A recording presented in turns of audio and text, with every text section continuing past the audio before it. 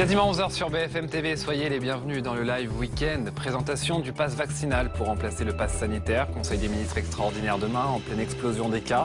Plus de 104 000 testés positifs. Rien qu'hier, l'exécutif se réunit aussi en conseil de défense pour plancher sur de nouvelles mesures de restriction.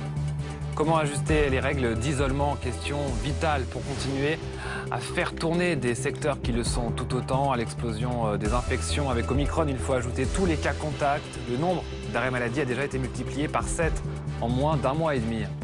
Et puis il était la conscience de l'Afrique du Sud. Desmond Tutu s'est éteint ce matin à l'âge de 90 ans. L'archevêque anglican, devenu icône de la lutte contre l'apartheid, détenteur du prix Nobel de la paix. Il avait fait promettre à son peuple de suivre l'exemple de Nelson Mandela.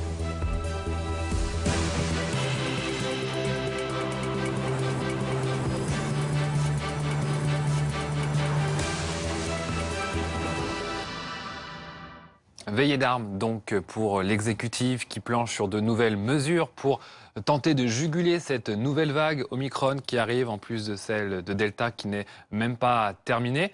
L'une des conséquences que l'on voit fleurir, c'est le grand retour du masque en extérieur. C'est déjà le cas en Italie, en Espagne, en Grèce, poussé justement par l'arrivée de ce nouveau variant. En France, plus de 104 000 nouveaux cas ont été testés positifs rien qu'hier. Alors certaines préfectures l'ont réimposé aussi, le masque obligatoire pendant toutes les vacances. C'est le cas notamment à Honfleur, où on retrouve Charles Bert.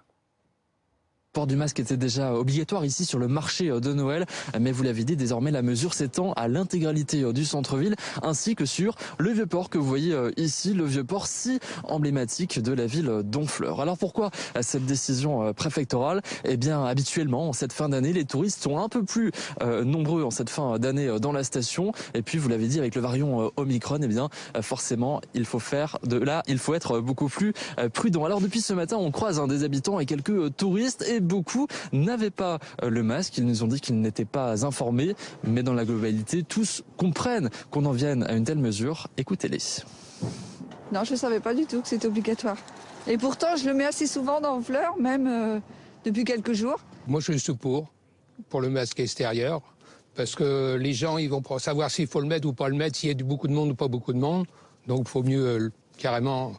Ça, il n'y a pas de problème. De toute façon, il faut l'enlever, il faut le remettre, Après, il est tout abîmé, votre masque. Ça n'a pas de sens à partir du moment où on respecte les distanciations sociales. Voilà, attention, puisque depuis hier, les contrôles de police ont été renforcés. L'amende forfaitaire ne change pas, c'est 135 €. Et sachez que dans le Calvados, d'autres villes avaient déjà pris une telle mesure au courant du mois de décembre. C'est le cas de Caen ou encore de Villiers-sur-Mer. Alors on va parler de cette situation sanitaire et des décisions politiques qui en découlent, mais aussi économiques. Ça sera avec vous, Michel Aurimi, économiste et professeur affilié à l'ESCP. On est également avec William Tay, président du think tank Le Millénaire, spécialiste des questions politiques et notamment de la droite. Et puis on est également avec Julien Bargeton. Bonjour, merci d'être avec nous. Vous êtes sénateur La République En Marche de Paris. À quoi faut-il s'attendre demain en termes de restrictions? Qu'est-ce qui est sur la table? Les mesures qui doivent être prises pour faire face à cette déferlante du variant Omicron doivent être proportionnelles, efficaces et surtout pragmatiques. Les Français attendent du sérieux et du pragmatisme, et c'est d'ailleurs exactement ce que fait le président de la République depuis le début de cette crise. Donc, en grande majorité, les Français sont civiques. Ils respectent les règles, ils sont admirables et courageux dans cette crise, et moi je voudrais ici les saluer. Ils se font tester en cas de doute, ils se vaccinent de plus en plus, et puis ils respectent les gestes barrières, je dirais, dans leur globalité. Il faut peut-être ici ou là voir si on renforce les contrôles, les sanctions. Vous en avez parlé dans votre reportage, le sujet du fait que les règles soient bien appliquées. Et puis, il faut voir si des mesures supplémentaires ou non sont indispensables. Mais par exemple, certains soignants réclament un couvre-feu, notamment en vue de la Saint-Sylvestre, où on sait que c'est un moment de rassemblement qui peut être explosif ensuite pour la suite en pleine déferlante Omicron.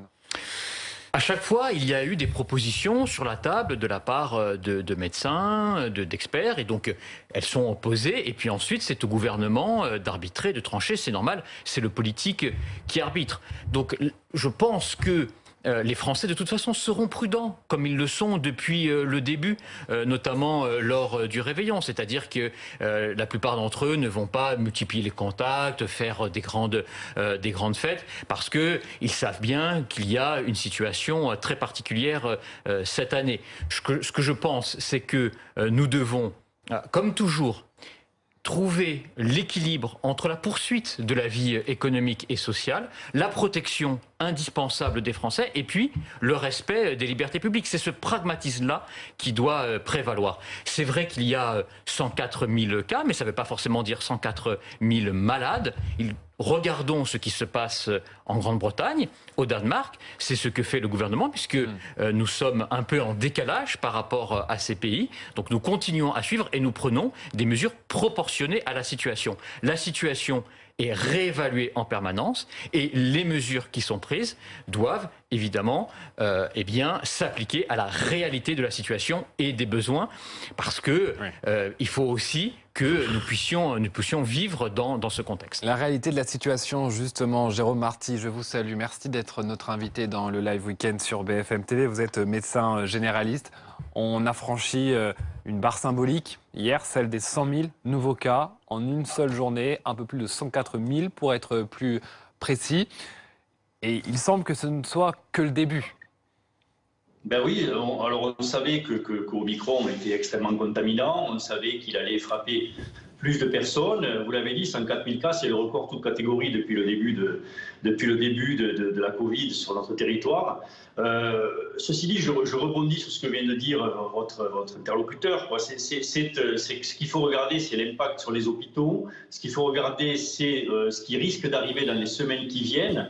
Et aujourd'hui, ce qui nous inquiète, c'est pas tant la partie adulte en quelque sorte que la partie enfant. C'est pour ça qu'on a produit et co-signé une tribune dans le JDD aujourd'hui pour prévenir, être extrêmement factuel. On ne cherche pas à faire peur, mais on est juste factuel par rapport à une très grande circulation virale, vous l'avez dit, dans la population générale, et une circulation virale dont on sait qu'elle est encore plus importante dans les écoles. Justement, parlez-nous de ça. Vous vous intéressez particulièrement aux enfants. Pour quelles raisons ? Pour quelle raison ? 104 000 cas dans la population générale, une circulation virale qui a été très importante avec des taux d'incidence qui sont allés jusqu'à 2000 pour 100 000 dans certaines classes, des mesures qui n'ont pas été encore mises en place ou en tout cas pas assez importante, et puis l'apparition d'une augmentation des hospitalisations aux États-Unis. On voit qu'en ce moment, vous avez 800 enfants hospitalisés chaque jour. Nous avons ce syndrome inflammatoire multisystémique pédiatrique dont on sait qu'il apparaît 4 à 6 semaines après l'infection chez les jeunes enfants, dans de rares cas certes, mais ça existe et ça donne de gros fracas. On a des Covid longs aussi chez les enfants. Donc on a tout un tas de signaux d'alerte qui font que notre rôle est de dire attention, il faut impérativement mettre en place de vraies mesures dans les écoles, et c'est pour ça que nous demandons au ministre de la Santé de prendre la main en quelque sorte sur les écoles par rapport à son confrère Blanquer. Oui, c'est ça, Julien Bargeton, parce que pour l'instant, le ministre de l'Éducation nationale a balayé la possibilité de repousser, par exemple, la rentrée scolaire, comme ça avait déjà été le cas au printemps. Bien sûr qu'il faut suivre la situation, notamment des enfants, parce que ça peut être préoccupant. Il y a d'ailleurs quelques enfants qui sont hospitalisés, parfois parce qu'ils avaient aussi d'autres affections graves.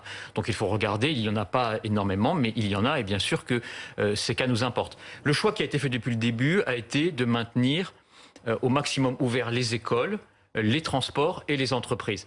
Je crois que ce choix a été le bon, et d'ailleurs certains pays qui avaient beaucoup fermé les écoles se sont retournés vers la France et se sont dit que ce n'était pas forcément une mauvaise décision. Vous vous souvenez aussi que certains médecins voulaient absolument que nous reconfinions à un moment. Le président de la République a fait un autre choix et ça s'est avéré être un bon choix à ce moment-là.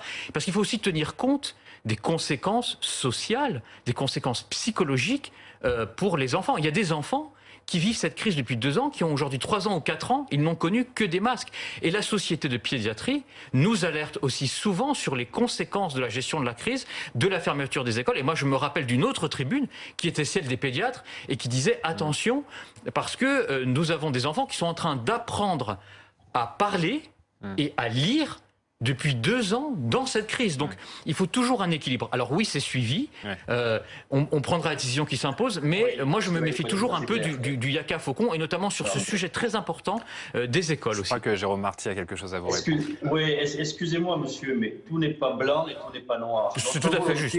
Notre volonté n'est pas de fermer les écoles, bien au contraire. Et quand nous avons produit un premier document qui était un guideline de ce qu'il fallait faire dans les écoles en juillet 2020, c'était précisément pour éviter de fermer les écoles. Et là, ce que l'on vous redit, c'est qu'il faut mettre en place toutes les actions nécessaires pour éviter de fermer les écoles. Mais en attendant, nous avons un brassage de population très important là en ce moment. Nous avons une circulation virale comme nous ne l'avons jamais connue. Nous savons, jusqu'à preuve du contraire, que jusqu'à aujourd'hui, la circulation virale a été plus importante dans les écoles qu'en population générale. Et c'est pour ça que nous disons, par rapport à ces deux faits, on est factuel, peut-être faut-il reculer l'ouverture de l'école d'une semaine ou deux de façon à, sur un indicateur défini et public dont on se servira pour réouvrir les écoles, les réouvrir à cet instant et mettre en place tout un tas d'actions. Quand vous pensez quand même qu'au bout de 2 ans, monsieur, tout un tas de profs nous alertent en nous disant on a encore des fenêtres oscillobattantes,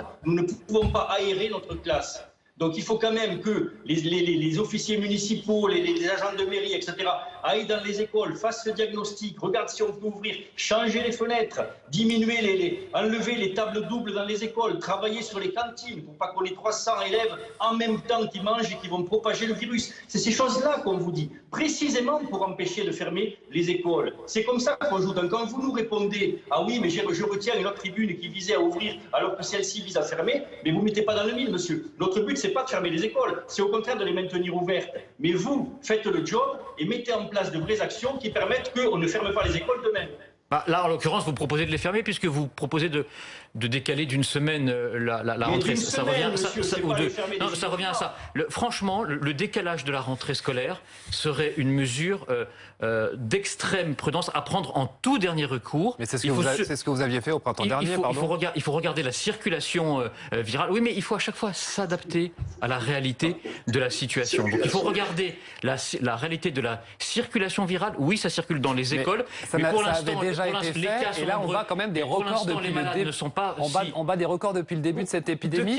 De cas, on bat des records de cas, mais il faut regarder les conséquences. Il faut regarder les conséquences de cette circulation virale sur les hospitalisations, sur les enfants notamment hospitalisés, et le fait de décaler une rentrée scolaire ne peut être qu'une mesure de tout dernier recours parce que nous devons aussi préserver la scolarisation des enfants. Alors oui, il y a des mesures qui ont été prises, il y a déjà beaucoup de choses qui ont été faites dans les écoles, un protocole qui a été appliqué, plusieurs protocoles qui ont été pris. Si on peut renforcer ces mesures, faisons-le, mais préservons la rentrée scolaire de nos enfants qui ont besoin aussi de retrouver leurs camarades et de continuer à apprendre. On comprend déjà la pression qu'il y a sur les pouvoirs publics, politiques, des décisions à prendre. Mais je respecte. Et les avis des médecins sont importants à prendre, bien sûr. On les remercie. Il y a eu beaucoup de pression. Il y a eu beaucoup de pression pendant cette crise, et il faut rester à chaque fois serein, calme et sérieux. Il y a une pression, il y a des propositions, et à chaque fois, il faut trancher en fonction de la réalité. William Tay, juste un mot, parce qu'on assiste là quand même à l'illustration de ce qui se passe. Veillée d'armes aujourd'hui, demain Conseil de défense sanitaire, Conseil des ministres aussi est extraordinaire. Sur quoi joue l'exécutif ? En fait, l'exécutif essaye de répondre de façon graduelle en fonction de la situation épidémique. Effectivement, on a une augmentation du nombre de cas, mais un cas d'un vacciné est beaucoup moins important que si c'était des personnes qui étaient touchées et des personnes qui étaient non vaccinées. Donc, comme on n'a pas le détail des 100 000 personnes qui ont été touchées, en fonction de qui sont vaccinés ou non vaccinés, on n'a pas exactement la même réponse. Et le gouvernement, ce qu'il essaye de faire, donc, qui est plutôt une bonne doctrine depuis début 2021, essaye d'ouvrir au maximum et de concilier les différents intérêts économiques, sociaux, sanitaires, en fonction de la protection de la population. Je pense que l'objectif doit être de maintenir l'économie ouverte au maximum, d'éviter la question du confinement. Et donc pour cela, il y a des différentes réponses qui peuvent être apportées. Le pass vaccinal est un premier élément de réponse dans la mesure où on a un problème dans la population actuellement, c'est qu'on fait brasser la même population des vaccinés et des non vaccinés. À terme, en fonction des situations, je pense qu'il faut non pas raisonner en question de nombre de cas, mais en fonction d'admission dans les hôpitaux. Ce qu'on voit au Royaume-Uni, c'est qu'il y a effectivement une augmentation du nombre de cas, il y a une augmentation du nombre d'admissions dans les hôpitaux, mais pas en soins graves. Donc c'est ça la donnée la plus importante. Et je pense que le gouvernement, au fur et à mesure, en fonction des semaines, doit apporter des réponses qui sont graduées en fonction de cet indicateur qui est des admissions dans les hôpitaux en réanimation. Et si par cas nous devons arriver à la solution ultime et qu'il faut aboutir à des restrictions de liberté très fortes, il faut confiner non pas la population générale, mais uniquement confiner les non-vaccinés. Jérôme Marty, qu'est-il urgent de faire à l'heure où on se parle? Et est-ce qu'en médecine de ville, vous sentez déjà cette nouvelle vague qui commence à arriver et qui se superpose, on le rappelle, avec la vague Delta qui n'est pas terminée? Oui, bien sûr, on le ressent. On a énormément de cas positifs, on a énormément de cas contacts, on suit les patients et on a dû hospitaliser les patients, nous tous. On est dans une position, vous le savez, qui est très difficile à un moment où la médecine de ville subit une crise extrêmement importante et que nos consoeurs et nos confrères hospitaliers vivent la même crise. Donc on a les deux jambes, en quelque sorte, du système qui sont extrêmement fragilisés, qui arrivent au bout de 2 ans de lutte, dans une crise sanitaire qui existait déjà auparavant. La Covid, c'est une crise sanitaire dans une crise sanitaire, c'est ça qu'il faut bien comprendre. Donc on a des mesures qui seront à prendre sur le moyen terme et sur le long temps par les politiques pour remanier complètement notre système sanitaire et éviter qu'on recommence à reconnaître ces épuisements dus au fait qu'on manque de personnel, on manque de mains qui soignent, autant en médecine de ville qu'à l'hôpital. Et puis parallèlement, sur la crise Covid, il y a des mesures à prendre, effectivement. C'est bien sûr, et vous l'avez dit, et le gouvernement le fait, et on a mis en œuvre, nous, toutes nos possibilités pour qu'on puisse accélérer cette vaccination, et on le fait tous les jours, et on continue à le faire. Mais parallèlement, je crois que ce qui manque, et ça, c'est un petit peu le reproche que je ferai, ce qui manque, c'est l'absence de capacité double, d'une part, à avoir de vrais messages de santé publique. Je suis, par exemple, à jeun d'avoir assisté à un message de publicité très simple, expliquant le fonctionnement du vaccin ARN, ce qu'on fait nous dans nos cabinets en 2 minutes en faisant un schéma et en l'expliquant aux gens. Et ça permet de faire tomber un certain nombre d'erreurs ou de fausses idées sur la vaccination. Et la deuxième chose, je voudrais que le gouvernement nous aide, beaucoup plus qu'il ne le fait, à lutter contre les fake news, contre toutes les théories un petit peu ou complotistes ou idéologiques, politiques, clientélistes, et à démonter chaque fois qu'une idée fausse est dite, la démonter et ne pas attendre. Parce que sinon, il se met en place une espèce d'abcès qu'on ne crève jamais et qui finit par attirer vers lui comme un aimant tout un tas de patients. Et nous avons les plus grandes difficultés à les faire revenir sur le droit chemin. Hélas, Jérôme Marty, je pense que vous serez toujours plus apte à démonter des fake news qu'un gouvernement, et quel qu'il soit. D'ailleurs, c'est un peu l'enjeu de tous. On le voit, l'exécutif très attendu, notamment sur les règles d'isolement. Elles sont assez diverses aujourd'hui, assez parfois compliquées à comprendre. Ça peut aller jusqu'à 17 jours pour un cas contact seulement s'il vit avec quelqu'un de positif. Michel Rumi, est-ce que vous tirez le signal d'alarme comme l'a fait déjà le Conseil scientifique pour le mois de janvier, par exemple ? Tout dépend de la virulence du variant et surtout en même temps des décisions qui vont être prises demain, c'est-à-dire l'importance des restrictions et de leur durée. Et c'est là la difficulté. Bien sûr, c'est préoccupant parce que je me mets à la place de chefs d'entreprise qui doivent faire face à des arrêts maladie ou des personnes qui sont affectées. Donc là aussi, ça peut perturber grandement les entreprises. Et puis, bien sûr, la consommation, parce que en même temps, tout dépend de la population, de savoir si elle considère cette crise comme passagère et donc elle courbe l'échine et elle va continuer à consommer via l'Internet, elle va continuer à vivre à mode un peu plus modéré. Mais si la situation vient à se compliquer, bien sûr, tout va impacter et peut aller jusqu'à l'arrêt. Et là, après, tout dépendra des restrictions que devra prendre le gouvernement. Mais tout dépend, je dis bien, au niveau de l'économie, l'économie est gouvernée par le variant et par la crise sanitaire. C'est ce qui fait que si mais par les règles, c'est quand même mécanique, tout est lié. Oui. On voit déjà dans certaines régions des trains de la SNCF qui ont dû être annulés parce que le personnel à bord était cas contact ou positif, donc à l'arrêt. Ça peut avoir des conséquences sur la caissière, par exemple, qui ne pourrait pas aller travailler. Je ne préjuge pas là-dessus. C'est qu'on ne peut pas dire que demain ira mieux. On a un paramètre important à prendre, c'est l'évolution de la situation sanitaire. Et c'est ça qui est difficile. Parce qu'il ne faut pas oublier qu'au mois de novembre, l'INSEE avait sorti qu'au 3e trimestre, l'économie française avait fait plus 3%. Et on n'a pas eu encore le temps de savourer cette bonne nouvelle, qu'on retombe déjà sur des difficultés un peu, on va dire, de savoir si on va conserver la croissance pour 2022. Bon, bien sûr, il y a des situations, mais il faut faire preuve d'agilité et d'être réactif. L'idée est là. Merci beaucoup Michel Brumi. On va continuer d'aller plus loin justement dans la chronique éco du week-end qui s'intéresse et se préoccupe à ces arrêts maladie en cascade, notamment prévus pour le mois de janvier.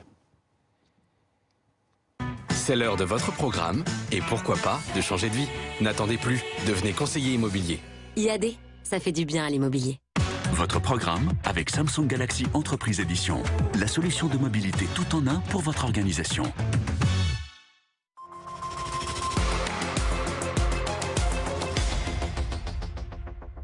Les prévisions restent pour l'instant très positives pour l'an prochain. Le gouvernement n'a pas modifié son objectif de 4%. La Banque de France a très légèrement revu sa prévision à la baisse, 3,6% contre 3,7% prévu au départ.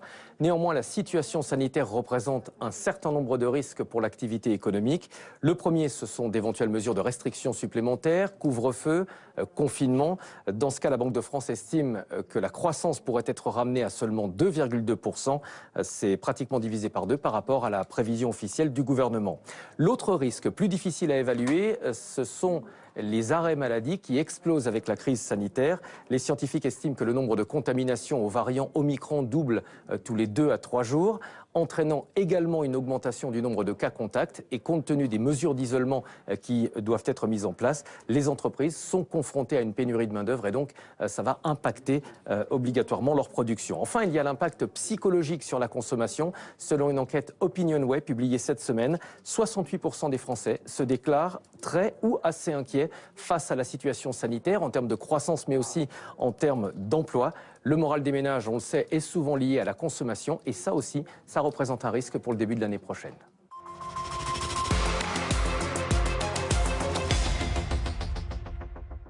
C'était votre programme avec IAD. Changer de vie en devenant conseiller immobilier, c'est plus simple que vous ne le pensez. IAD, ça fait du bien à l'immobilier. C'était votre programme avec Samsung Galaxy Entreprise Edition. La solution de mobilité tout en un pour votre organisation. Un rire, une énergie et surtout une conscience. Desmond Tutu, l'ancien archevêque sud-africain, est décédé ce matin. Il avait 90 ans, on le savait, affaibli, il ne parlait plus en public, mais saluait toujours les journalistes lors de ses apparitions, notamment au moment de se faire vacciner dernièrement. Il laisse derrière lui un immense héritage, Valérie Hirsch. Desmond Tutu comme Nelson Mandela ont incarné le combat contre l'apartheid et pour la réconciliation raciale. Alors les deux hommes avaient beaucoup de choses en commun. Ils étaient tous les deux immensément populaires dans leur pays. Ils partageaient la même personnalité charismatique, le même sens de l'humour, la même sagesse. Tutu était le premier pasteur noir anglican dans son pays en 1961 et il a gravi tous les échelons de son église jusqu'à devenir chef de l'église anglicane. Il a aussi été l'un des grands leaders du mouvement de masse anti-apartheid dans les années 80, quand les chefs de l'ANC étaient soit en prison comme Mandela, soit en exil. Il a pris beaucoup de risques. Il a été à un moment dénoncé comme ennemi public numéro 1. Il a reçu des menaces de mort, mais il a dit « rien ne me fera taire ». Et grâce à son combat, son énergie, son courage, il a reçu le prix Nobel de la paix en 1984. Alors, après la fin de l'apartheid, il s'est fait le champion de la réconciliation raciale. Comme Mandela, il a présidé la commission Vérité et Réconciliation qui a fait la lumière sur les atrocités du passé. Et par la suite, il a été aussi la première personnalité noire à dénoncer les errements et la corruption du parti au pouvoir, le Congrès national africain. C'était un homme d'église aux idées très larges qui défendait l'avortement, l'homosexualité, le droit de mourir dignement et bien d'autres causes. Atteint d'un cancer de la prostate, il ne prenait plus la parole depuis quelques années. Allez, tout autre chose, beaucoup plus léger. C'est la saison des agrumes et des poires. Mettez-vous aux tartes et même au gâteau avec, c'est le moment. Philippe Toinard vous montre comment lever des segments d'agrumes et comment pocher les poires, justement.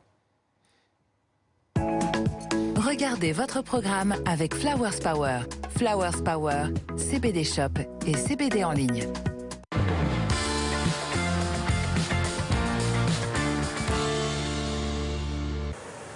Travaux pratiques aujourd'hui avec la chef pâtissière Claire Damon de la pâtisserie des gâteaux et du pain. Bonjour Claire. Bonjour.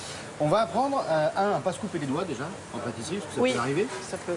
2, on va apprendre à lever des agrumes, parce que c'est quand même la saison, on est en plein dedans là. On est en plein dedans, ça y est. Et puis on va apprendre aussi à pocher les poires. Oui. C'est aussi de saison. Oui, c'est aussi de saison. Et puis voir comment on fait une découpe et comment on fait un petit sirop de pochage. On commence par les agrumes. Oui, donc voilà, on a vu que là, notre orange, elle avait une peau moyenne. Oui. Et là, on vient mettre la lame et on longe. Alors le premier, il vaut mieux être un peu loin, voilà, c'est pas grave. Et là, l'idée, c'est d'enlever le moins possible de fruits. Voilà, donc là, on retourne maintenant l'agrume pour être sûr que de l'autre côté, on n'a pas laissé de petites peaux. Oui. On parle souvent de gâchis alimentaire. Oui. Est-ce que ça, on peut en faire quelque chose, par exemple? Alors, il y a plein de choses qu'on peut faire. On peut conserver juste la peau bien épaisse, on enlève un peu le blanc, comme ça. Oui. Et cette partie-là de peau, on peut la garder pour la confire, pour faire les orangettes. Ah, c'est avec pour ça qu'on peut l'hiver. faire les orangettes pour l'hiver. D'accord. Ouais, voilà. Ok. L'orange est pelée à vif, elle a cette jolie forme ronde. Et là, avec le couteau, on voit qu'il y a ici des parties blanches qui viennent séparer, en fait, les segments, les quartiers. Ouais. Et là, on vient longer. Attention à la main. On vient longer. Et là, c'est pareil. On doit avoir une jolie forme.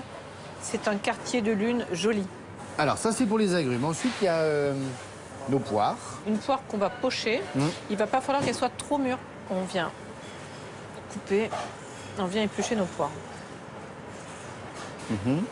Et on respecte bien sa forme cette jolie forme initiale. Voilà. Moi, je les recoupe comme ça. Et on vient juste enlever toute petite partie. Là. Dans une casserole, pour un pochage, on a mis de l'eau, du sucre. Alors, la quantité pour un peu de sirop de pochage? 1,5 kg, enfin, pour 1 litre d'eau, on peut mettre 300-400 grammes de sucre. Bon, il faut que ça soit frémissant.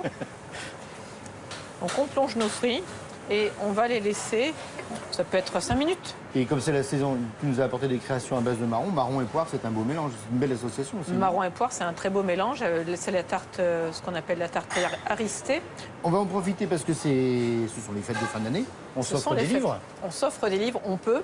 Voilà, allez chez vos libraires, chez Ducasse Édition, des gâteaux et des saisons. Et voilà, ça vous fait un petit cadeau pour les fêtes de fin d'année. Merci pour cet atelier pratique. C'est moi qui te remercie. Bonne fête de fin d'année à vous. On se retrouve demain pour un autre truc et astuce avec un autre pâtissier.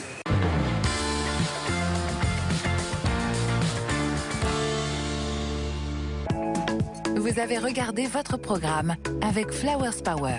Flowers Power, CBD Shop et CBD en ligne. Comment ça roule sur la route? Votre programme avec groupeverlaine.com. Isolation thermique par l'extérieur avec aide de l'État. groupeverlaine.com.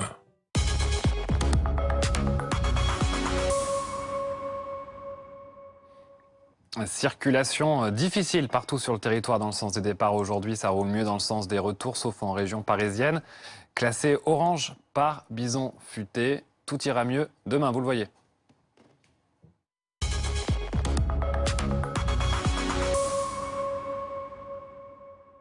C'était votre programme avec groupeverlaine.com. Isolation thermique par l'extérieur avec aide de l'État. groupeverlaine.com. Les prévisions météo de Guillaume Séchet. Votre météo avec groupeverlaine.com. Isolation thermique par l'extérieur avec aide de l'État. groupeverlaine.com.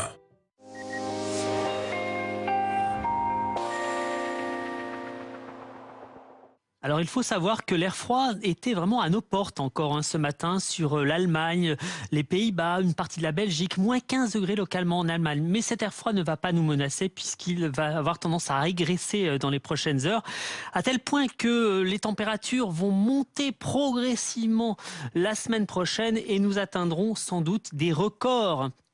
Jeudi, vendredi, samedi prochain, avec 16 degrés en moyenne sur la France l'après-midi. Alors, en tout cas, nous sommes toujours influencés par ce flux d'ouest océanique perturbé avec beaucoup de nuages, quelques pluies, notamment ce matin, au nord d'une ligne Pau-Grenoble. On retrouve donc ces précipitations principalement dans le nord-est cet après-midi avec une amélioration par l'ouest et toujours du soleil près de la Méditerranée. Les températures donc toujours très douces. notamment dans le sud-est, 17 degrés à Perpignan ainsi qu'à Montpellier et à Biarritz pour cet après-midi. Alors la douceur va se confirmer, je vous disais, dans les prochaines heures, les prochains jours. Demain, on aura une perturbation très active avec une dépression sur la Bretagne, un coup de vent sur la façade atlantique et ce coup de vent va se propager à toutes les régions du nord-ouest dans la nuit de lundi à mardi. Des températures donc demain matin toujours très douce dans l'ouest et demain après-midi, ça reste très doux quasiment partout, notamment dans l'ouest, puisqu'on devrait atteindre dans l'ouest 16 degrés à Bordeaux et même 13 degrés du côté de Rennes.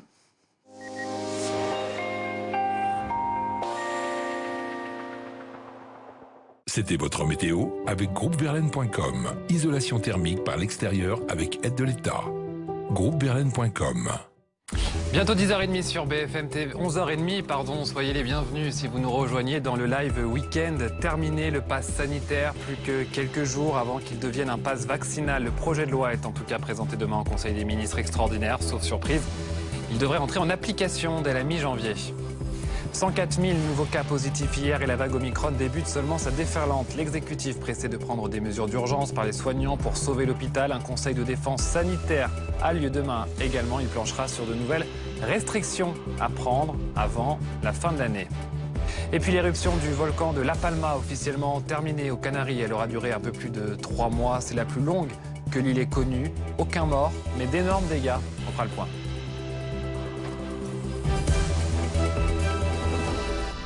Journée décisive pour notre quotidien. C'est demain que se tient un nouveau conseil de défense sanitaire. L'exécutif réfléchit à de nouvelles mesures de restriction à prendre, notamment pour sauver la rentrée en limitant les contaminations des fêtes. Mais il sera ensuite question du projet de loi qui va instaurer le pass vaccinal et non plus sanitaire, avec l'idée de permettre aux restaurateurs, par exemple, de contrôler eux-mêmes l'identité des clients en plus de leur pass, et ce pour éviter les fraudes. Reportage à Nice, signé Audrey Lally et Edgar Becquet.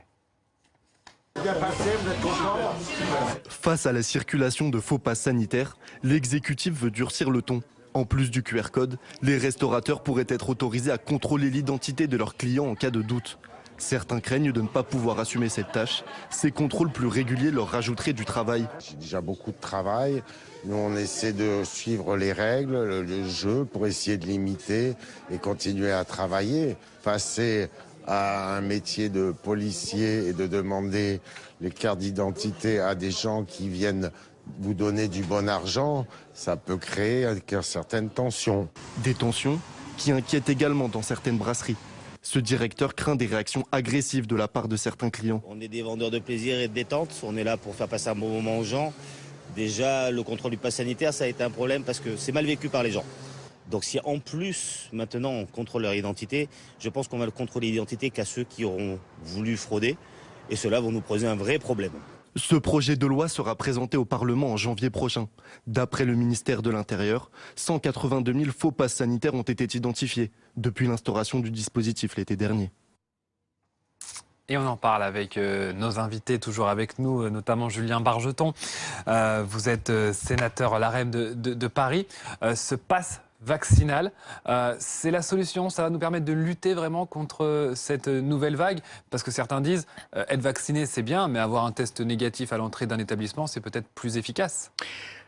Il faut jouer sur toutes les gammes des outils disponibles. Donc le pass vaccinal, c'est une invitation forte à se faire vacciner. Il y a eu 22 millions de rappels, c'est un record, c'est quand même, nous sommes allés très vite dans le rappel, c'est un pays qui s'en sort bien, la France, pour le nombre de rappels. Il y a aussi eu, dans la semaine passée, plus de 200 000 premières injections, ça veut dire que des personnes qui n'étaient pas encore vaccinées commencent à s'y rendre. Et puis il faut aussi, vous l'avez dit, se faire tester en cas de doute et surtout maintenir les gestes barrières, parce que le vaccin n'empêche pas malheureusement de contaminer ou d'attraper soi-même le virus, et donc il est important de respecter les gestes barrières. C'est l'ensemble de ces règles qui nous permettra, unis collectivement, de façon responsable, de nous en sortir. Le pass vaccinal, c'est tout simplement l'idée de dire, pour un certain nombre d'activités, vous devez forcément être vacciné. Et donc, c'est une incitation à se faire vacciner, parce que c'est quand même ce qui empêche les hospitalisations. Le vaccin reste efficace pour éviter les formes graves. Dans la plupart des cas, malheureusement, quelques cas de comorbidité ou des personnes fragiles sont quand même à l'hôpital. Et pour certaines activités, il faudra les deux. Une sorte de super pass, à la fois le pass vaccinal complet, plus un test négatif quand même. On pense par exemple aux discothèques. Ce qui permettrait de réouvrir les discothèques. Donc effectivement, c'est pour certains lieux seulement qu'on pourrait avoir et le pass vaccinal plus le test. Les Français, dans leur immense majorité, respectent les règles. Ils font preuve d'un esprit de responsabilité. Et donc, ils souhaitent aussi que, dans les cas où les gens enfreignent la loi, il puisse y avoir des contrôles et des sanctions. Donc c'est important de se rendre compte qu'il y a à la fois un esprit civique très développé dans notre pays qui fait que les Français respectent les règles, mais aussi l'idée de se dire tiens, il faut peut-être avoir des outils pour contrôler, sanctionner et renforcer l'accès dans certains lieux afin de les réouvrir. C'est donc un équilibre qui sera proposé demain, et cet équilibre, il est toujours le même, le pragmatisme et le sérieux. Respecter les libertés publiques, protéger la santé des Français et maintenir la continuité de la vie économique et sociale. C'est le triptyque qui nous guide depuis le début et qui continuera de nous guider. Anne Sénéquier est également avec nous. Bonjour, merci d'être notre invitée dans le live week-end sur BFM TV. Vous êtes médecin, chercheuse et co-directrice à l'Observatoire de la santé à l'IRIS, auteur également de La géopolitique tout simplement aux éditions Erol. Demain, l'exécutif devrait enfin présenter son plan de bataille avec potentiellement également de nouvelles mesures de restriction. Vous dites qu'il y a urgence. Aujourd'hui, on a passé symboliquement la barre des 100 000 cas positifs testés en une seule journée hier. Et le Conseil scientifique le dit clairement, il y en aura plusieurs centaines de milliers chaque jour à partir du mois de janvier. Oui, c'est vrai. Enfin, on parle de seuil symbolique, mais c'est un symbole qui va très rapidement être très concret dans la vie de tous les jours. En 3 semaines, on a doublé ce taux d'incidence. On en est encore au début de cette vague du variant Omicron. Donc, le risque aujourd'hui, à laisser la responsabilisation de chacun, c'est que les gens finalement fassent comme d'habitude. Sauf qu'aujourd'hui, le comme d'habitude ne suffit pas. Ça suffisait avec le virus souche, ça suffisait avec l'alpha, voire avec le delta, mais avec Omicron, on voit bien qu'aujourd'hui, ça ne suffit plus. Et c'est vrai que 100 000 personnes par jour qui sont contaminées, c'est combien de personnes qui sont en isolement? Et à un moment donné, on arrive de toute façon vers ces 5 millions de personnes qui ne sont pas vaccinées aujourd'hui et qui vont venir justement d'une manière ou d'une autre, même si les résultats vis-à-vis de la virulence du Omicron sont plutôt favorables, moins virulents que le Delta, ça reste suffisant pour aller générer des perturbations au niveau hospitalier.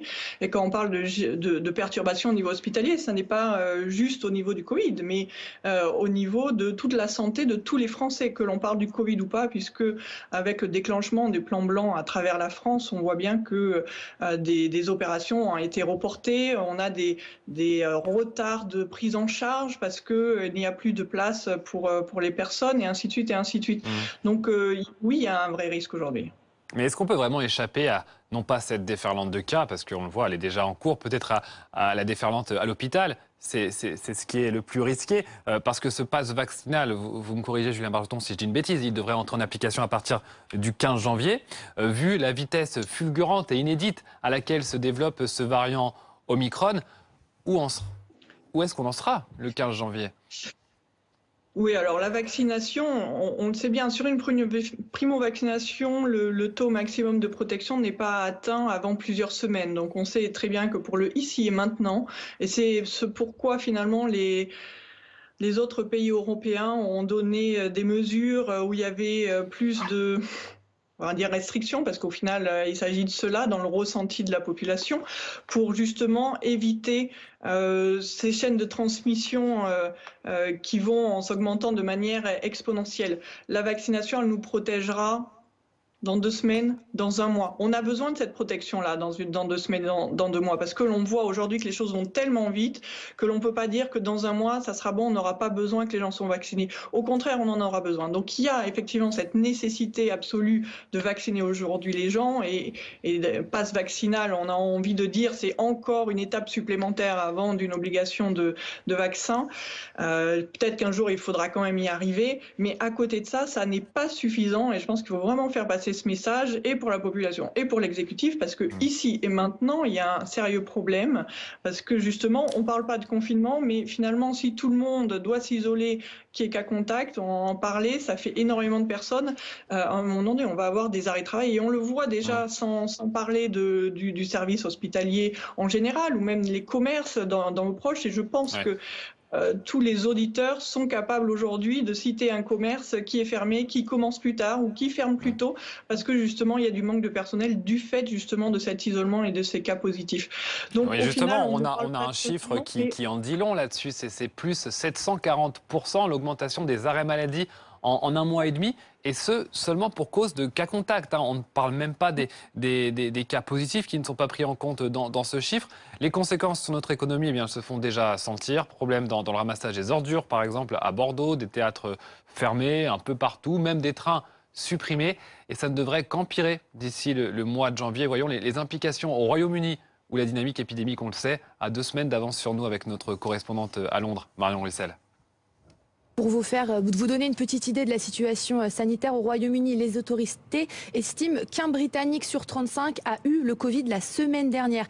Et cela, sans compter tous les cas contacts donc que cela entraîne, qui sont aussi placés en isolement. Et donc oui, ça a des conséquences directes sur l'économie. La Poste britannique, par exemple, n'a pas pu tenir certains délais de livraison pour Noël, faute de personnel dans certains de ses bureaux. Dans les écoles, la rentrée s'annonce difficile et le gouvernement cherche des solutions. Il a appelé les professeurs à la retraite à venir en renfort pour remplacer les professeurs absents. Le secteur des transports aussi est très touché. La plupart des compagnies ferroviaires ont dû annuler ou modifier des trains. Il manque des conducteurs, des agents de quai, des contrôleurs. Tous les métiers sont touchés. Et bien évidemment, le secteur qui souffre le plus, c'est celui de la santé. Plus de 18 000 soignants n'ont pas pu se rendre au travail la semaine dernière car malades du Covid ou cas contact. C'est 54% de plus que la semaine précédente. À Londres, dans la capitale, donc le nombre d'absents a même plus que doublé en 1 semaine. Alors pour tenter de contrer la tendance, le gouvernement appelle tous les citoyens à se faire vacciner avec une campagne de vaccination qui se veut éclair, menée sur le terrain avec l'appui des militaires. 32 millions de Britanniques ont déjà reçu leur 3e dose. Merci Marion Russell en direct de Londres pour BFM TV. Michel Rumi, je rappelle que vous êtes déjà à avoir des projections de ce que ça peut donner très concrètement dans le secteur économique et donc aussi social. La projection, tout dépend on va dire de l'impact du virus. Ça peut aller, il y en a qui ont vu au début déjà, on avait impacté début décembre, on avait déjà estimé à 0,25% sur la croissance jusqu'à 2%. Aujourd'hui, on voit la Banque de France divise par 2 en gros la prévision du gouvernement. Pour l'instant, on ne sait pas. L'idée, c'est aujourd'hui, ce qui peut poser problème, ça va être le manque de main-d'œuvre, on va dire de force vive pour travailler, mais il faut bien voir aussi qu'également le Omicron impacte l'économie par l'international, parce que si les autres pays sont impactés par le Omicron, on va avoir des tensions pour l'approvisionnement en termes notamment pour notre industrie, donc ça peut aussi impacter la production. Donc là aussi, tout le monde se tient d'une certaine manière, et c'est ce qu'il faut bien voir. Et c'est ce qu'il faut voir. C'est qu'aujourd'hui, je crois que M. Macron doit gérer un compromis. C'est, on va dire, faire accepter les décisions, éventuellement des restrictions par la population et le maintien de l'activité économique. Et donc là, il faut penser à la solidarité et de dire que je fais ça pour l'ensemble de la communauté et non pas de penser uniquement pour soi. William Tay, il y a en effet un compromis à trouver, notamment sur les périodes d'isolement, les délais. Alors ils devraient être assouplis demain, sinon tous les économistes disent que ça ne va pas être tenable, même pour des secteurs vitaux. Mais c'est compliqué à placer la jauge. On voyait tout à l'heure le débat, notamment sur le report éventuel de la rentrée scolaire. Tout ça, comment ces décisions sont prises finalement? La difficulté, c'est qu'il faut concilier tous les différents intérêts. Et en fait, une décision qui est prise par un gouvernement a un impact, même en termes d'annonce, parce qu'on a vu, notamment sur les questions économiques, il y a une psychologisation et une intériorisation du comportement des acteurs économiques en fonction des décisions prises par le gouvernement. Et le gouvernement doit à la fois concilier des intérêts qui sont plutôt contradictoires. Il doit apporter un message qui soit important sur le fait que le virus circule et donc du coup accorder une importance aux gestes barrières, mais dans le même temps, il ne faut pas qu'il soit trop important pour ne pas faire peur aux acteurs économiques, pour ne pas les décourager à consommer et à investir davantage. Et donc le curseur est très difficile à mettre pour l'instant, surtout que nous sommes dans les périodes de fête et que différentes mesures de restriction de liberté seraient de moins en moins acceptées par la population. À partir de début janvier, le gouvernement aura tout le loisir, en fonction de la situation épidémique, d'évoluer et d'apporter des réponses qui sont graduées par rapport à la situation épidémique. Ce qu'on observe au Royaume-Uni, c'est qu'on a une augmentation du nombre de cas, une augmentation du nombre d'admissions dans les hôpitaux, mais pas en soins intensifs et en soins graves. Donc dans cette mesure, le pass vaccinal va plutôt dans le bon sens, puisqu'il permet de séparer dans les lieux de grand brassage de population ceux qui sont vaccinés et ceux qui sont non vaccinés. Ça permet également d'encourager les personnes qui sont non vaccinées à aller se faire vacciner pour augmenter l'immunité collective. Et en ce sens-là, il va apporter des réponses qui sont graduées, pouvant aller possiblement, si par cas on doit aller à la question du confinement, au confinement des non-vaccinés, soit cette mesure-là, soit la question de la vaccination obligatoire des plus de 12 ans. Merci beaucoup, merci William Tay, merci également à vous Julien Bargeton d'être venu sur le plateau. Je remercie également Anne Sénéquier qui était notre invitée à distance dans le live week-end sur BFM TV. On va changer un peu de sujet à 11h43 sur BFM TV. Vous avez parfois du mal à vous endormir, hein, ça arrive à tout le monde. Lui a mis un peu plus de 3 mois, 85 jours et 18 heures exactement, depuis le 19 septembre. Je parle de ce que vous voyez, du volcan Cumbre Vieja sur l'île espagnole de La Palma, aux Canaries. Éruption, ça y est, officiellement terminée depuis hier, mais elle laisse cette éruption derrière elle des dégâts considérables. On en parle avec notre invité Jacques-Marie Bardantzev. Merci, bonjour d'être notre invité. Vous êtes volcanologue. Alors quel bilan vous tirez de cette éruption qui est, me semble-t-il, la plus longue que l'île ait jamais connue? Oui, bonjour. C'est une éruption importante à La Palma qui a duré, comme vous l'avez dit, 3 mois, presque 3 mois. De gros dégâts matériels, des gens évacués, 7000 personnes évacuées, 3000 bâtiments abîmés, des dizaines de kilomètres de routes qui sont coupées, des 1200 hectares recouverts, donc des gros dégâts matériels, mais heureusement pas de victimes, pas de blessés, donc il faut faire des hiérarchies. Mais bien sûr, ça laisse des traces, mais maintenant on va espérer être plus optimiste, que les gens puissent rentrer chez eux et retrouver leur belle île. Vous parlez d'optimisme, les experts ont déjà mis en garde, la zone restera quand même dangereuse. Pourquoi et pendant combien de temps? Oui, tout à fait. Mes collègues sismologues espagnols et canariens suivent tout ça.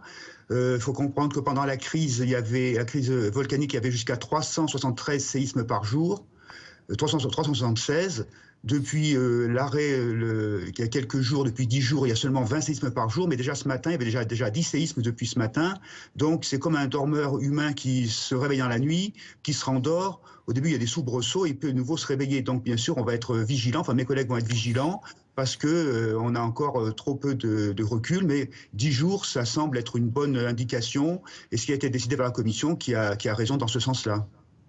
On voit et on redécouvre ces images qui sont assez affolantes. Encore une fois, on ne parle pas d'une zone à l'autre bout du monde, on est aux Canaries, c'est tout près de chez nous, on est nombreux, Français et autres, à y aller en vacances.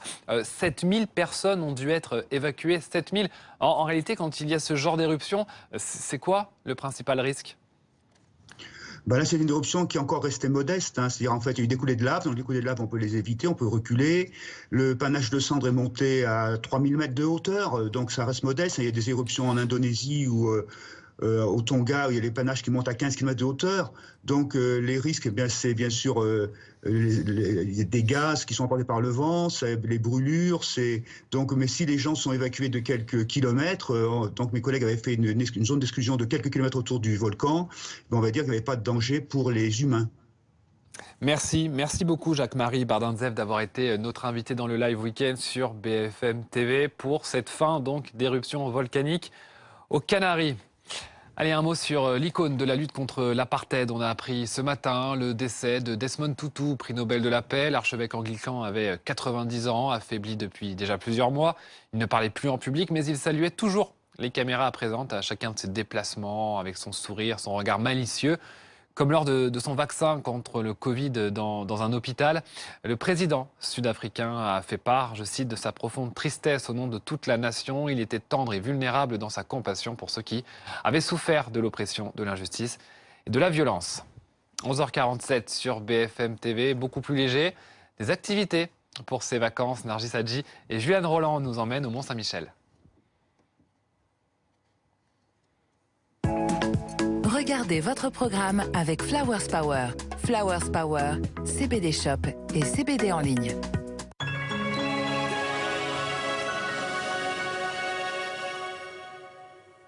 Le Mont-Saint-Michel attire en moyenne entre 2 et 3 millions de touristes par an et vous les voyez, les visiteurs, ils viennent ici même pendant les fêtes de fin d'année, profiter du Mont-Saint-Michel, faire un tour de calèche, visiter l'abbaye et pour eux, eh bien, c'est la meilleure façon de fêter Noël. Écoutez-le au micro de Juliane Roland. Et ça change un peu de paysage et puis ça change un peu de contexte, de rester à la maison et voilà, donc ça fait du bien de sortir aussi. Ça permet de couper, de passer à autre chose en fait, d'avoir un vrai week-end. Respirer un peu l'air. Voilà, exactement, ouais. Parce on va rentrer chez nous que le dimanche, donc c'est vrai que ça va faire un super bon week-end, donc ça va faire du bien. Un autre lieu incontournable des alentours, cette fois nous ne sommes plus en Normandie mais en Bretagne, et c'est la patinoire de Saint-Malo. Vous le voyez ici, il y a la mascotte pingouin et cette patinoire, eh bien, elle est très populaire dans la région. Vous le voyez, elles sont nombreuses, les familles à venir fêter les fêtes de fin d'année ici. Elle est belle cette patinoire au pied des remparts et justement je suis avec Thibaut, vous êtes le co-gérant de cette patinoire. C'est pas un lieu incontournable ici pendant les fêtes de fin d'année? Alors c'est un peu le cœur des animations de Noël, puisqu'on est sur la place principale avant Intramuros. On a les commerces qui sont à proximité, le marché de Noël, les illuminations, la musique, et puis c'est un lieu où tout le monde s'amuse. On fait de Saint-Malo la dernière station de ski à la mode. Ouais, les petits comme les grands, ça nous rappelle vraiment les vacances d'hiver là, avec la patinoire. L'année dernière, il n'y avait pas à cause du Covid, ça fait du bien la reprise. Alors c'est tous les Malouins qui sont contents, surtout les patineurs, pour se retrouver autour de la patinoire intergénérationnelle, parce que il y a les enfants qui patinent, les grands-parents, les parents, les cousins. Enfin, c'est vraiment un lieu de rencontre et de vie où tout le monde se mélange et c'est ça qui est très sympa. Merci beaucoup Thibaut. Alors il faut le savoir, en 2019, 20 000 personnes avaient coulé cette patinoire pour les fêtes de fin d'année à Saint-Malo.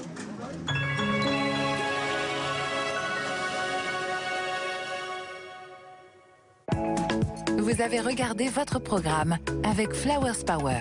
Flowers Power, CBD Shop et CBD en ligne. Et en cette période de fête, on retrouve sa famille qui parfois, faut le dire, nous insupporte. Il y a un peu de ça aussi chez Alexandra Alamy, dans son rôle en tout cas, de mère parfaite qu'elle incarne sur le papier. Mais le craquage, vous allez le voir, n'est pas très loin. C'est dans le film Le Test qui paraît sur vos écrans ce mercredi. Jean-Marie Marchaud, Claire Fleury et Nicolas Béard. Regardez votre programme avec Flowers Power. Flowers Power, CBD Shop et CBD en ligne.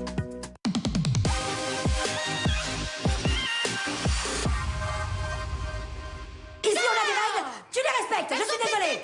Une scène du quotidien dans laquelle excelle Alexandra Lamy selon ses jeunes partenaires à l'écran, Joachim Fossy et Chloé Barkov. Elle est lourde. Tu veux jamais rien faire, orange-moi une petite fille. Moi j'avais l'impression de m'engueuler avec ma mère et Alexandra pareil, il avait l'impression de s'engueuler avec sa fille en fait. César, c'est à toi ça. Non, elle m'aurait dit, on se protège en plus. Ça peut pas être toupie quand même.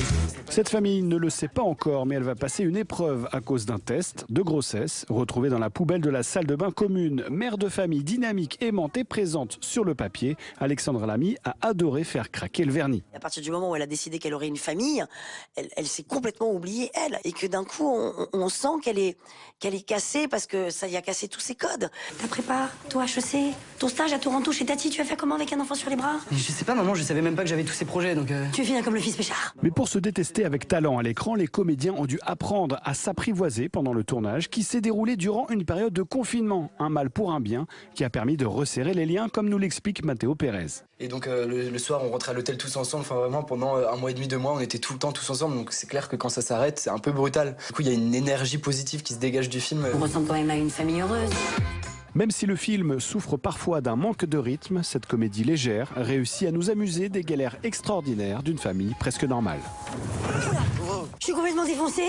César, tu vas prendre le volant, d'accord?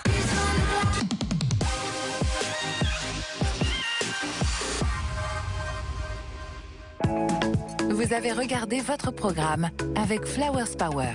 Flowers Power, CBD Shop et CBD en ligne. La météo avec des températures toujours très douces en extérieur. La météo avec Derat Pro. Avec Derat Pro, vivez tranquille.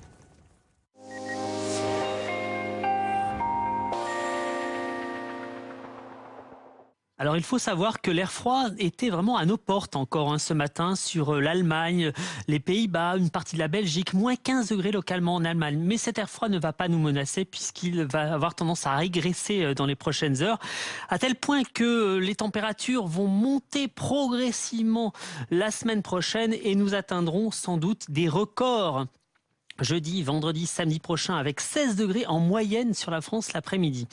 Alors, en tout cas, nous sommes toujours influencés par ce flux d'ouest océanique perturbé avec beaucoup de nuages, quelques pluies, notamment ce matin, au nord d'une ligne Pau-Grenoble. On retrouve donc ces précipitations principalement dans le nord-est cet après-midi avec une amélioration par l'ouest et toujours du soleil près de la Méditerranée. Les températures donc toujours très douces, notamment dans le sud-est, 17 degrés à Perpignan ainsi qu'à Montpellier et à Biarritz pour cet après-midi. Alors la douceur va se confirmer, je vous disais, dans les prochaines heures, les prochains jours. Demain, on aura une perturbation très active avec une dépression sur la Bretagne, un coup de vent sur la façade atlantique et ce coup de vent va se propager à toutes les régions du nord-ouest dans la nuit de lundi à mardi. Des températures donc demain matin toujours très douce dans l'ouest et demain après-midi, ça reste très doux quasiment partout, notamment dans l'ouest, puisqu'on devrait atteindre dans l'ouest 16 degrés à Bordeaux et même 13 degrés du côté de Rennes.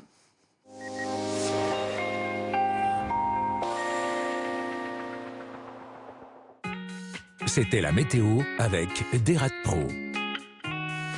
Avec Derat Pro, vivez tranquille.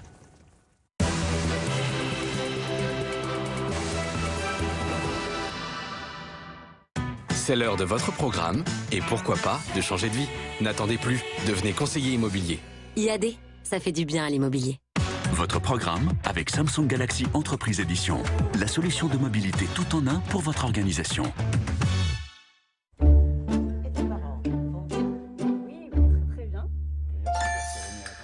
tout à fait. Ça va, ma chérie? Et vous m'êtes le temps qu'il en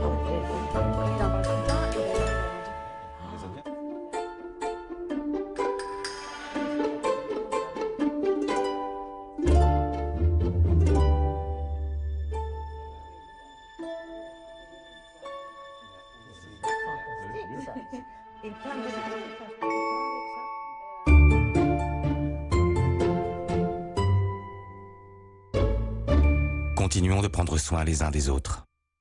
Pour les fêtes, restons prudents.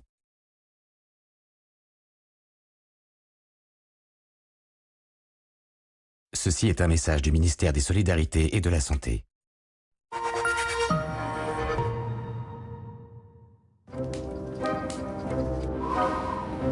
Il est temps.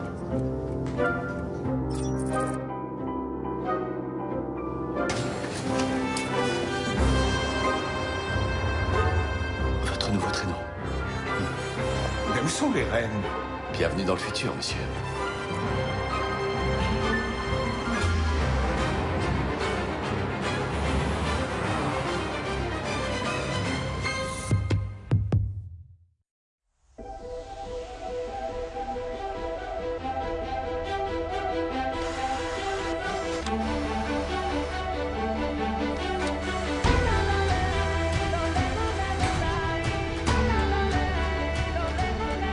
Richard Orlinski, l'art pour tous.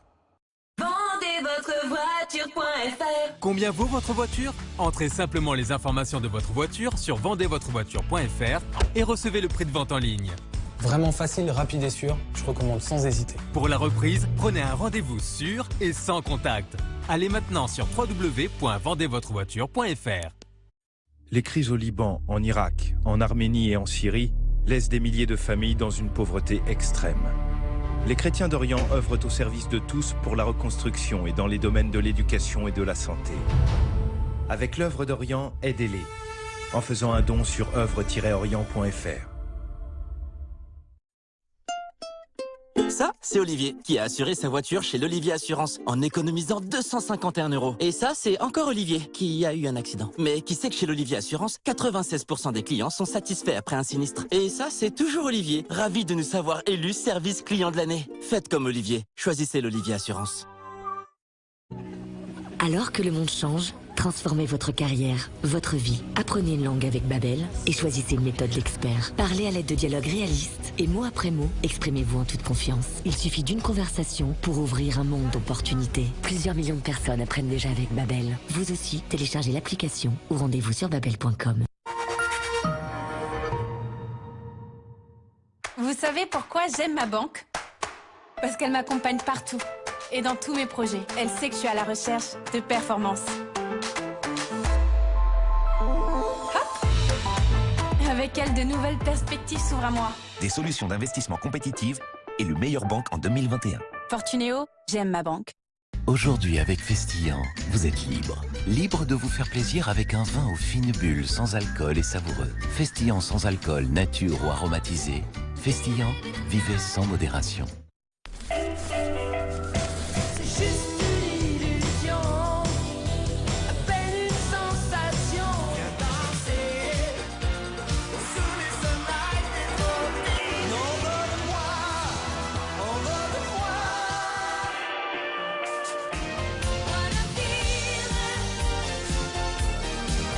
Nostalgie, les plus grandes chansons.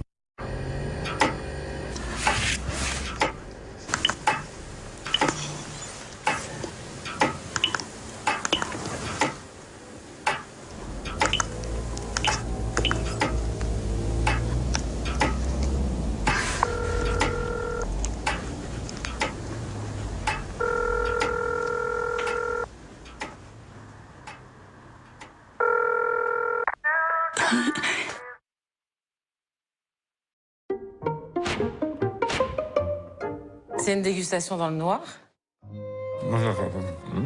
Il mérite d'être un label de bon goût, ça c'est sûr. Ouais, il est aromatique. Il faut que la tranche elle soit tendre, à fond sur la bouche. Ah oui, c'est une gourmandise. Ah, mais j'en ai plus. Ah bon? Ah bon? Ok, c'est stylé. Ouais.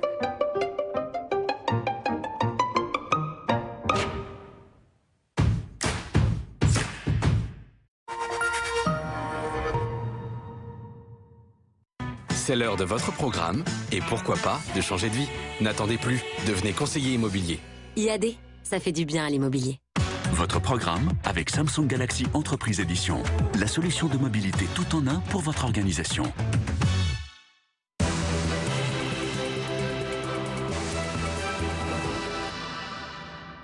Il est très exactement midi, soyez les bienvenus dans le live week-end sur BFM TV. Présentation du pass vaccinal pour remplacer le pass sanitaire. Conseil des ministres extraordinaire demain, en pleine explosion des cas. Plus de 104 000 testés positifs. Rien qu'hier, l'exécutif se réunit aussi en conseil de défense pour plancher sur de nouvelles mesures de restriction.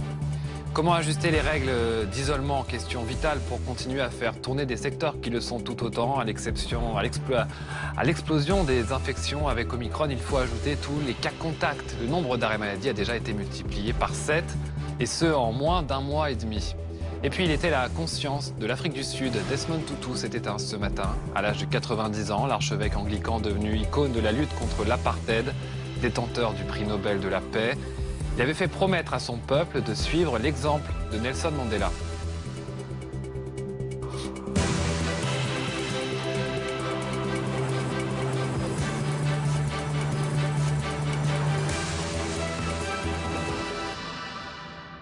On va évoquer dans un instant ce qui nous attend. Peut-être c'est la veillée d'armes au sein de l'exécutif pour plancher sur de nouvelles mesures de restriction, préparer aussi le projet de loi qui mettra fin au pass sanitaire pour le transformer en pass vaccinal. Mais le grand retour du masque en extérieur, il a déjà commencé. On l'a vu dans des pays qui sont autour de nous, en Italie, en Espagne ou bien même en Grèce, poussé par l'arrivée soudaine d'Omicron. En France, plus de 104 000 nouveaux cas testés positifs, rien qu'hier. Alors là aussi, certaines préfectures ont déjà réimposé le masque dans la rue. Charles Bert, c'est notamment le cas à Honfleur, où vous vous trouvez. Absolument, le port du masque était déjà obligatoire ici sur le marché de Noël et désormais la mesure s'étend à l'ensemble du centre-ville d'Honfleur ainsi que sur le Vieux-Port, emblématique, carte postale donc de cette ville d'Honfleur où vous le voyez, il y a beaucoup de passages. Alors pourquoi cette décision préfectorale?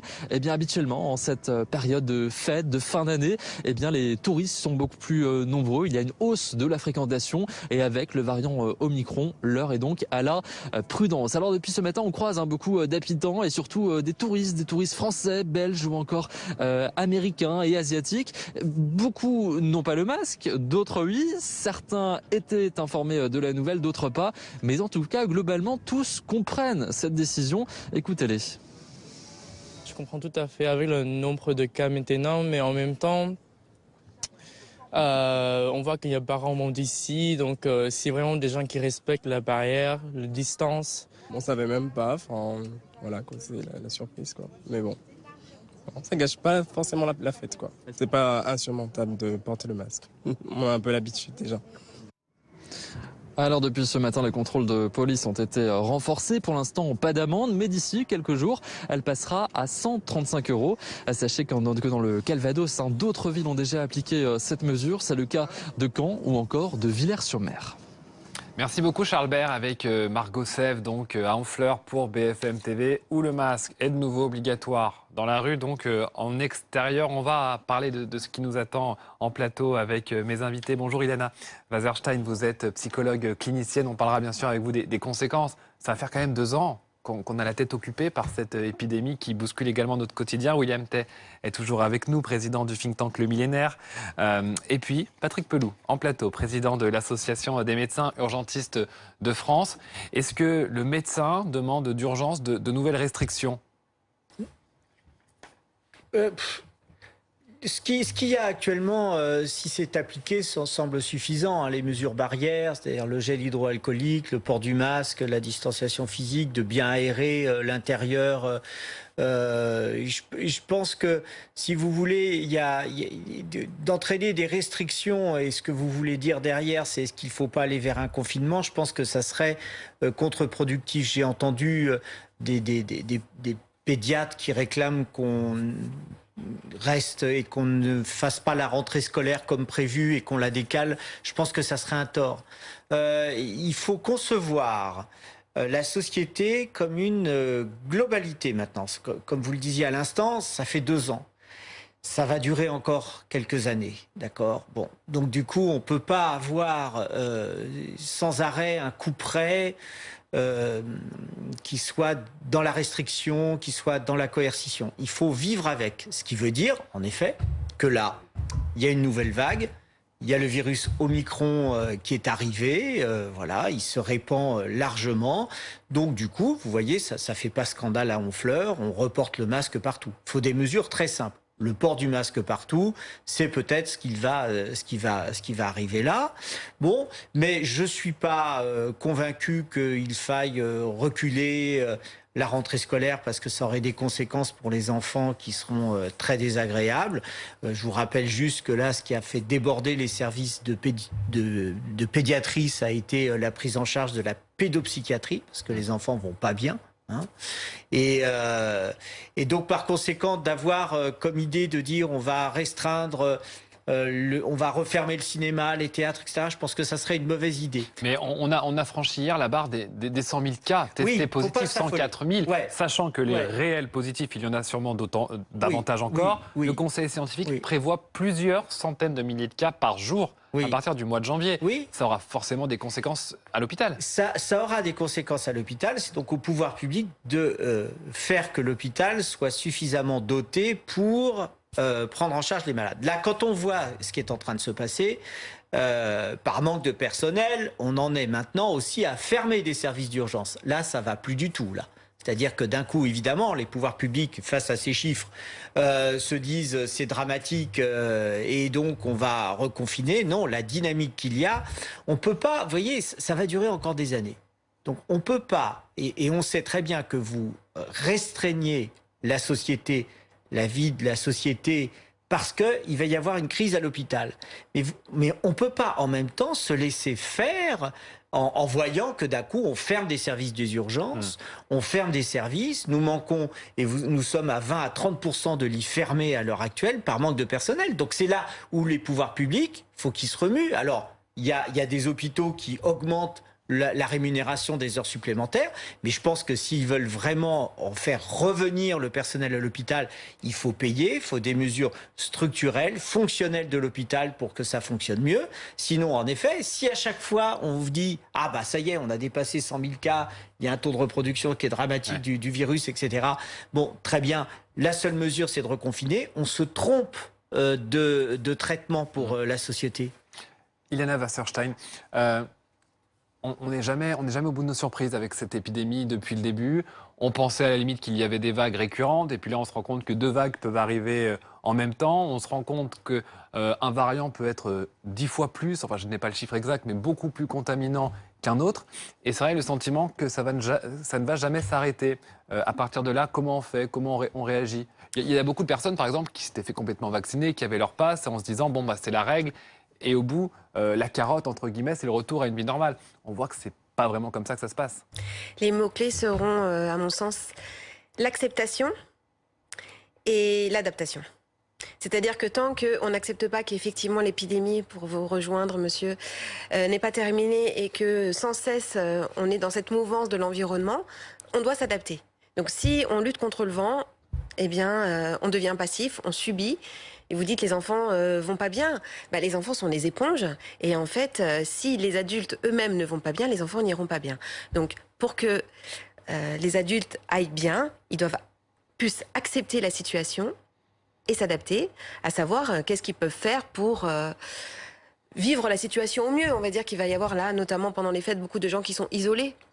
Et cet isolement, les conséquences gravissimes, ça peut être, entre autres, un cercle virtuel vicieux de angoisse, insomnie, stress, dépression et psychosomatique.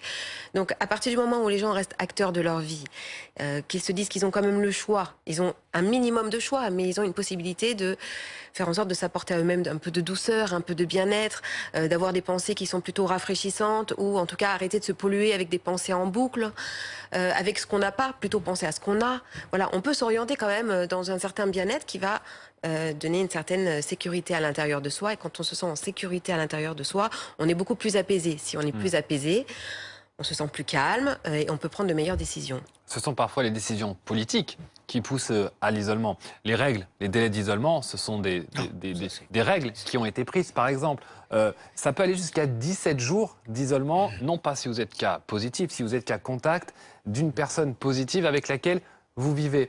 Est-ce que là-dessus, vous dites, est-ce que la psychologue dit qu'il y a urgence peut-être aussi à réduire ces délais? On pense en particulier à ceux qui sont vaccinés, complètement vaccinés, et qui en plus sont asymptomatiques. Je ne pense pas que ce soit mon rôle de pouvoir dire est-ce que le temps de confinement ou d'isolement est nécessaire. Ce que je peux vous dire, c'est que même si la période est assez longue, comment on peut faire pour conserver une bonne santé mentale malgré tout? C'est-à-dire que même si on est chez soi, comment on peut faire pour rester acteur? Ne pas regarder n'importe quel film à la télé, choisir d'organiser sa journée pour qu'elle soit quand même un minimum cohérente, avec du sens, se fixer quand même des objectifs. Et puis surtout, gérer nos émotions. Parce qu'en fait, si on ne gère pas nos émotions, on pense bien qu'on a une hygiène de santé, on pense à l'hygiène alimentaire, mais quand est-ce qu'on pense à l'hygiène mentale? William Tell, les mesures qui sont prises, passe vaccinal au lieu du passe sanitaire, par exemple, ce sont des mesures qui sont plébiscitées ou pas par les Français? Moi, je pense que ce sont des mesures plébiscitées. On n'a toujours pas de sondage dessus, mais dans la mesure où maintenant on a 90% de la population à plus de 12 ans qui est vaccinée, vraisemblablement ils seront pour ce type de mesures. Parce que ce qu'on sait désormais, et je vais pas aller sous le contrôle de Patrick Pelloux, c'est que même si on a une vague Omicron et qui se cumule avec la vague Delta, cette vague ne conduit pas forcément à une cas d'augmentation du nombre d'hospitalisations pour les personnes qui sont vaccinées. De l'augmentation de la nombre d'hospitalisations repose sur les non vaccinés. Et donc du coup, le pass vaccinal permet de ne pas mettre de brassage de population entre les vaccinés et les non vaccinés, ce qui était été le cas avec la question du pass sanitaire, dans la mesure où les non-vaccinés pouvaient accéder au lieu à travers un test. Dans la mesure où on sépare les deux types de population, on limite le risque d'augmentation du nombre d'hospitalisations qui conduirait à un éventuel confinement. Je pense que le gouvernement prend des mesures qui sont proportionnées en fonction de la situation. De la mesure où vous êtes dans une période de fête, notamment avec le Noël et fête de Nouvel An, des mesures de restriction de liberté supplémentaires, avec la promesse originale d'Emmanuel Macron du 12 juillet, en cas de vaccination, vous aurez un retour à la vie normale, ne serait pas accepté de mesures de restriction supplémentaires. Si par cas, à partir du lundi 3 janvier, nous avons une situation épidémique qui change, dans ce cas-là, on devra aller vers davantage de mesures de restriction de liberté, mais en opérant une distinction entre les vaccinés et les non-vaccinés, d'une part, pour encourager les dernières personnes récalcitrantes non vaccinées à aller se faire vacciner, et surtout pour pouvoir vivre avec le virus, dans la mesure où une personne vaccinée a une très peu de chances d'aller à l'hôpital, qui éviterait les questions de confinement et de saturation des hôpitaux. Patrick Pelloux, vous disiez tout à l'heure, il n'y a pas d'urgence à prendre de nouvelles restrictions dès lors qu'on respecte tous les gestes barrières. Ouais. Bon, il y a quand même la Saint-Sylvestre qui arrive. On a tous fait la fête un 31 décembre. On ne respecte pas les gestes barrières lors d'une soirée du 31 décembre. Ce que dit madame la psychologue clinicienne est juste. Il ne faut pas avoir peur, voyez, parce que chaque année, en fait, et chaque moment, en fait, on cultive la peur. L'information tue l'information. Là, évidemment, à chaque fois que vous faites venir un toubib sur un plateau de télé, vous avez une version un petit peu différente pour marquer son territoire. Donc ça, tout ça, les gens, ils finissent par s'y perdre. Même moi. Alors, voyez, donc c'est un peu compliqué. Là, sur ce que vous disiez sur la durée d'isolement, c'est très compliqué parce que si vous voulez, par exemple, si on doit isoler toute personne qui a été en contact avec un malade Covid, en gros, les hôpitaux, ils s'arrêtent en 24 heures. Moi, j'ai soigné des malades Covid là. Normalement, je devrais être totalement isolé, etc. Donc, les règles doivent évoluer. Dire 17 jours si vous êtes cas contact, ça me paraît totalement hallucinant. Bon, premièrement. Deuxièmement, en effet, vous avez parfaitement raison, il faut absolument réinsister sur la vaccination. Il n'est jamais trop tard. Moi, je suis d'accord avec le ministre de la Santé quand il dit que ceux qui ont fait des faux passes et qui se sont fait avoir par des escrocs pour faire des faux passes, il y a un droit au remords et puis on peut les vacciner. Moi, je pense que ça marche pas mal d'ailleurs. Je précise juste des chiffres. La campagne de rappel déjà, dont certains disaient oulala, troisième dose, personne ne va rien y comprendre. Déjà 22 millions de Français qui l'ont faite. Et il reste 5 millions de primo-vaccinés, de personnes non vaccinées, pardon. Et il y a quand même 200 000 primo-vaccinés chaque semaine. C'est formidable. Et c'est là où c'est encourageant. C'est-à-dire que nous sommes un peuple vaillant, on est un peuple qui obéit, qui comprend les choses, qui comprend l'urgence de se faire vacciner. Ça, c'est très positif. Vous voyez, c'est très positif. C'est pour ça que d'essayer de faire peur en disant on va reconfiner. Je ne crois pas qu'à l'heure actuelle, ce qui se dessine, en effet, moi j'insiste à chaque fois, je soigne tout le monde. Et on soignera toujours tout le monde. C'est le propre des hôpitaux, c'est le propre des médecins, etc. Donc on soigne aussi les non-vaccinés. Mais moi je dis ça pour eux. Là, ceux qu'on voit qui sont malades graves du Covid, ceux qu'on met en réanimation dans des états graves, ce sont les non-vaccinés. Et à l'heure actuelle, avec Omicron qui est en train de se répandre, il est évident que si vous n'êtes pas vacciné, si vous avez en plus des facteurs de risque qui sont un âge un peu plus avancé, une obésité, une hypertension, un diabète, évidemment, là, vous avez des risques absolument majeurs de mourir. Et c'est de mourir ou de faire un Covid long. Et les Covid longs rendent handicapés. Parlez avec ceux qui ont eu un Covid, comment c'est difficile après quand ils ont des séquelles pulmonaires. Donc, c'est pas rien. L'année dernière, à pareille époque, souvenez-vous, il n'y avait pas le vaccin. On savait que le vaccin allait arriver.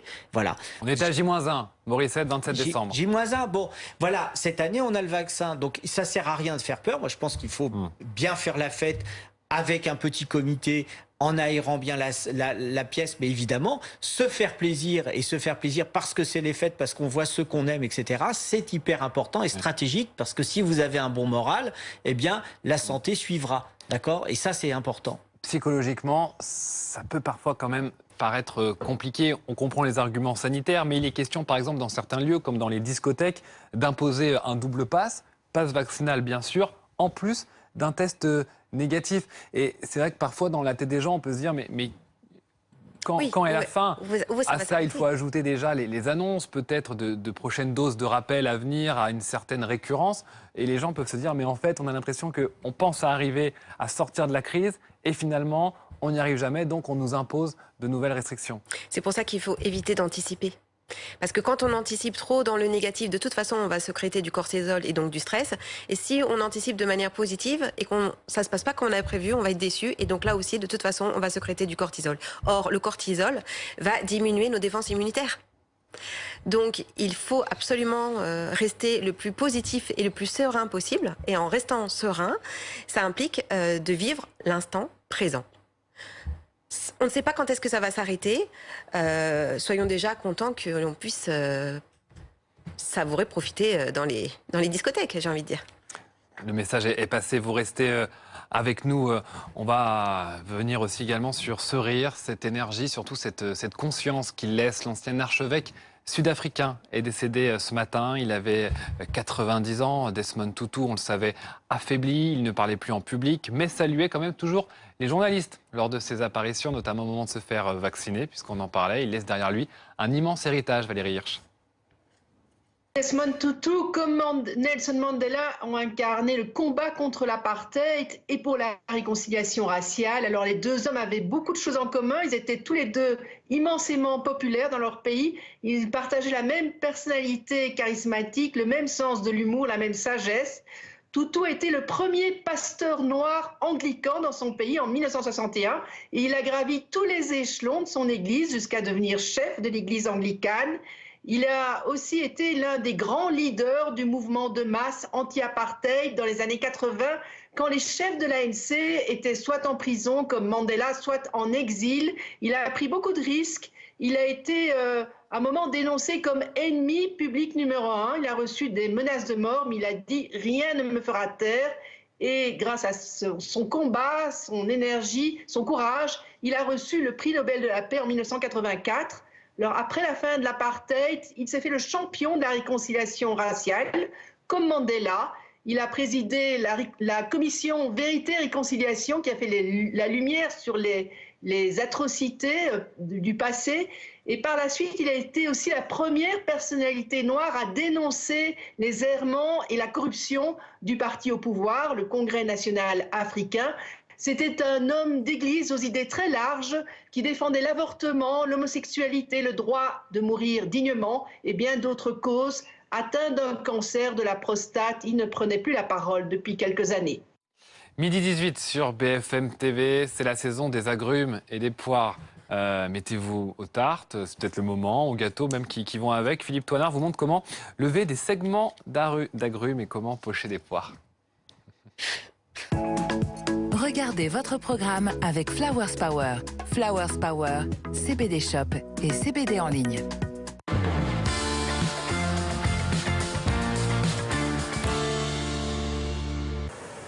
Travaux pratiques aujourd'hui avec la chef pâtissière Claire Damon de la pâtisserie des gâteaux et du pain. Bonjour Claire. Bonjour. On va apprendre à pas se couper les doigts déjà en pâtisserie, parce que ça peut arriver. Ça peut.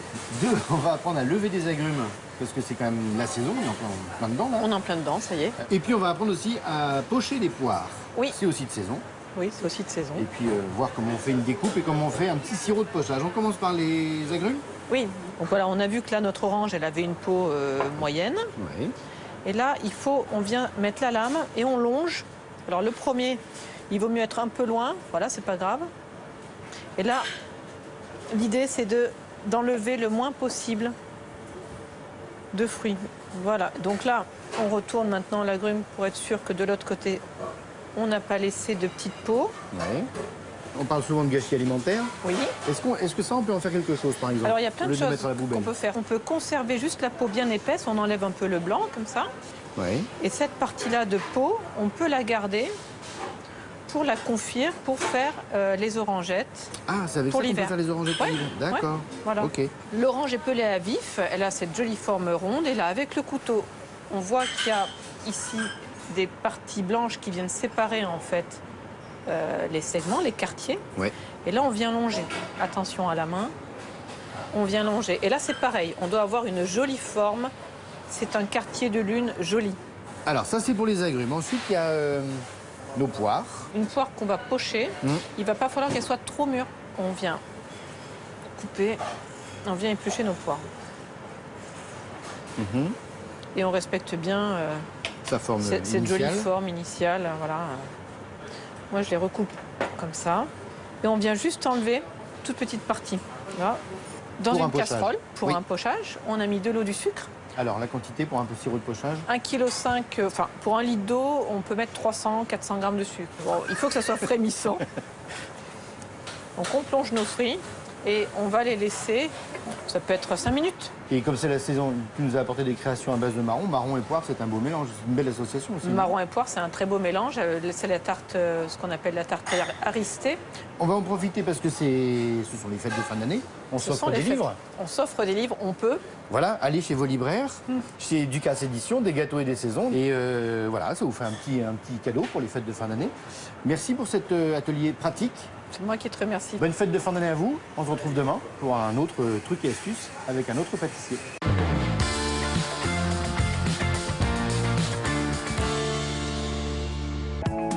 Vous avez regardé votre programme avec Flowers Power. Flowers Power, CBD Shop et CBD en ligne.